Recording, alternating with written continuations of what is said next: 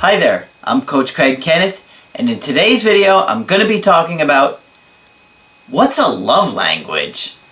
So after I did the video Grow Together or Grow Apart, I started getting emails and questions about love languages.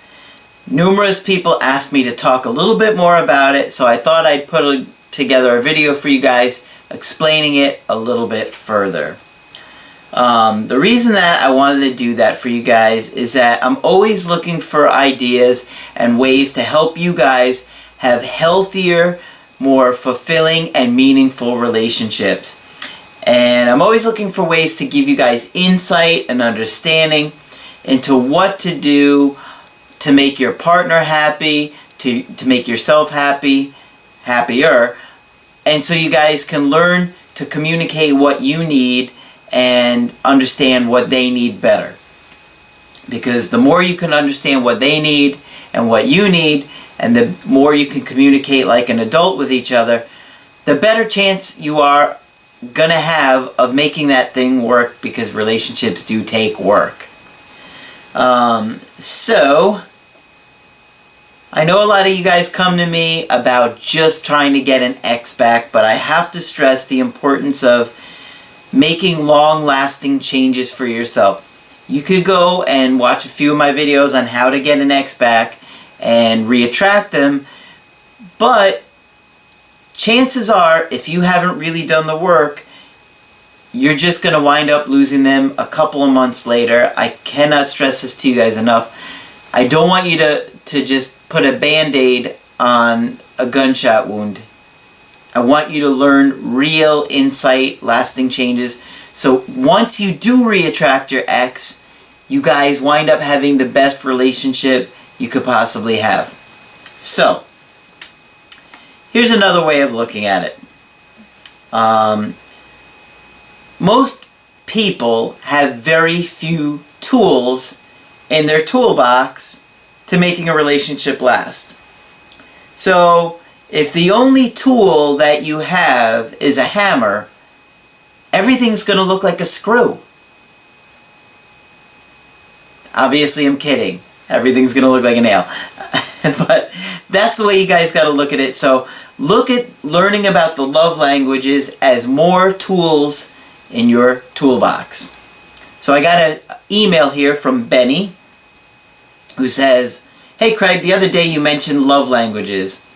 I'm still kind of confused about what that is. It sounded pretty interesting to me.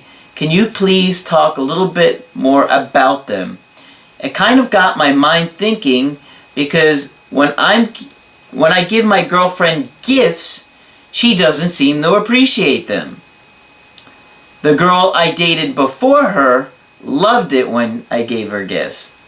Does this have anything to do with their love language?" Well, without having a lot of information, only that little bit, I would say yeah. It sounds like you started to see some things and started to get a little bit of insight as to what's going on with your current girlfriend and your ex. So what is a love language? Well, that's a term from the book, The 5 Love Languages. And the term love language can be a little confusing, because it's like, what is that? So I would say that it means it's a certain way that you experience love. Does that make sense? So when somebody does one of these 5 things, it makes you feel loved. Here are the 5 love languages: gifts, quality time, words of affirmation, acts of service, and physical touch. So those are the 5. Gifts, quality time, words of affirmation, acts of service, and physical touch. So, let's say for me that quality time is important. That's my love language, okay? That's how I feel loved. When somebody spends quality time doing something fun with me, that's how I feel loved, okay? Now, here's the interesting thing about the love languages. People tend to give other people the gift that they want to receive. So, I really appreciate quality time, so I want to give my partner quality time. Now, if my partner doesn't really appreciate quality time that much, it's not going to feel like much of a gift. Okay? Here's a great way of looking at it. When I was writing this video, this kind of popped into my mind. Remember when you were a kid and you would buy your friend a birthday gift? You're shopping for a birthday gift for them, but what do we typically do? We give them the thing that we wish that we had gotten. That's kind of what we do with the love languages. So, you're probably giving your partner what you want to get from them. And they're doing the same thing for you. Now, the problem is that oftentimes the thing that they get is not what they wanted. For example, let's say, in this example, your partner and you were little kids. You might give her a Transformer, but she wanted a My Little Pony. Think about that for a minute. Let me put it to you another way so you can understand it from an empathetic side of that, okay?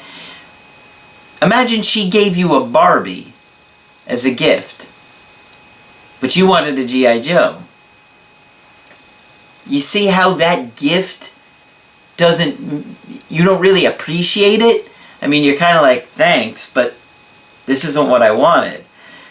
So over time, when your partner keeps giving you the gift that they want to give you instead of the gift that you want to get, you're just going to feel more and more disappointed and frustrated. And now imagine that it's about love. You're not getting the love that you want to get. So, it's important for you to know what your five love languages are, so you can tell your partner which is most important to you, and you can find out and figure out what's most important to them so you can give it to them. And I found a chart of the 5 love languages with a list of things on how to communicate, actions to take, and things to avoid. So I'm going to go down these, and that way you'll know a little bit more about each, and like I said, how to communicate it, actions to take, and things to avoid.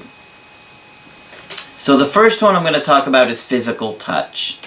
Now that would be using body language and touch to express love. Maybe your girl likes, or your guy, or whoever, your partner, likes to have their hair brushed, their back rubbed, their foot massaged. Obviously, they could want physical intimacy, but physical touch is the key here. So here are some actions to take.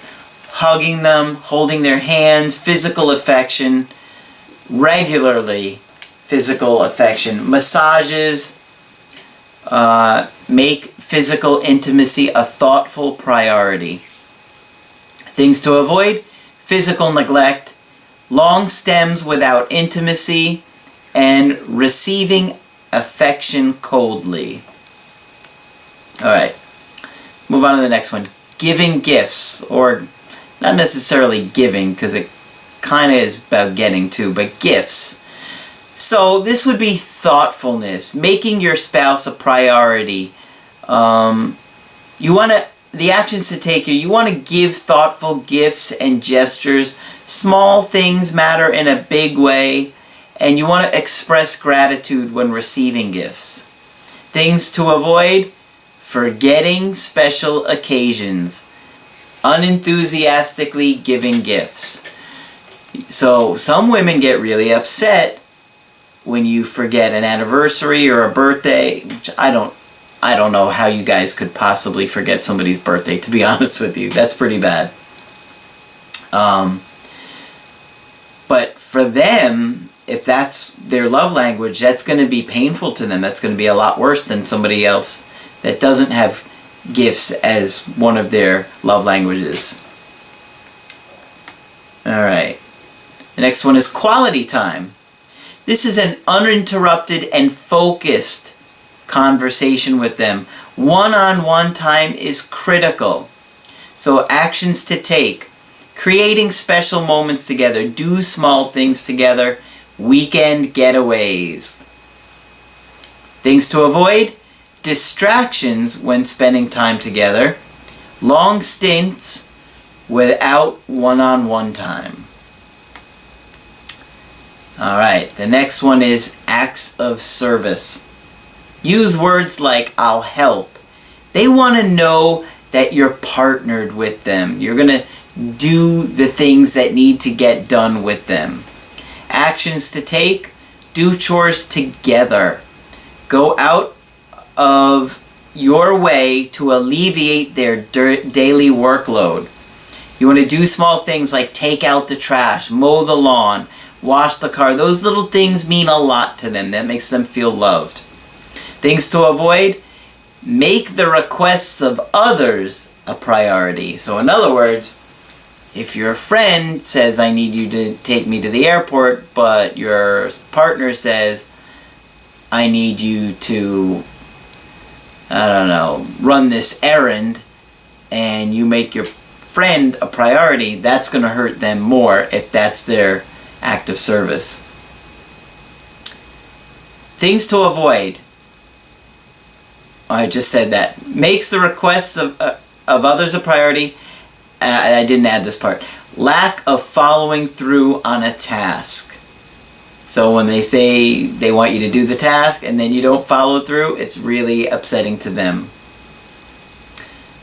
Last one on the list is words of affirmation. You want to encourage, affirm, appreciate, empathize, and listen attentively. Now, I have to be honest with you. This is the one that I kind of have a problem with, because it's not that I disagree with it, but as far as the empathizing and listening attentively, for me, this is critical for every relationship. Absolutely critical. So, I'm not sure what the writer was thinking, if he just thinks that some people need this more than others. I suppose that's possible, but I absolutely think empathy and listening attentively is absolutely critical to making your relationships work. Actions to take. Send an unexpected note, text, or card. Encourage them genuinely and often. Things to avoid. Non-constructive criticism and non-appreciating or recognizing their effort. So there you have it. Those are the 5 love languages with things to look for and ways to make it better and things to avoid. Now you know a little bit more about them. You can start to think about what yours are and what your partner's are, and make some adjustments to your behavior to give them what they need. Don't give them a transformer if they want a My Little Pony. Okay? As amazing as Optimus Prime is, she wants Snuggle Buggle Baby Buggle. I don't know any of the My Little Pony's names. So, if you like this video, make sure you put a like on there and subscribe to the channel, because I'm posting videos Monday through Friday.